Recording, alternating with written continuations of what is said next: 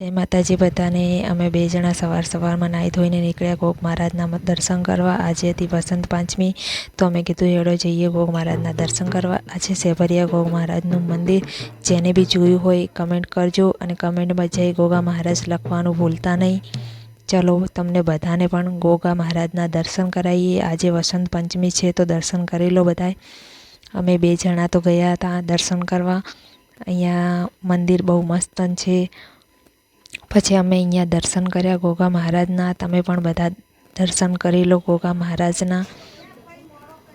પછી ત્યાંથી અમે દર્શન કરીને નીકળ્યા। પાછળ મહાદેવનું મંદિર હતું, તો આટલે આવ્યા તો પછી અમે મહાદેવના દર્શન ના કરીએ તો થોડું ચાલે।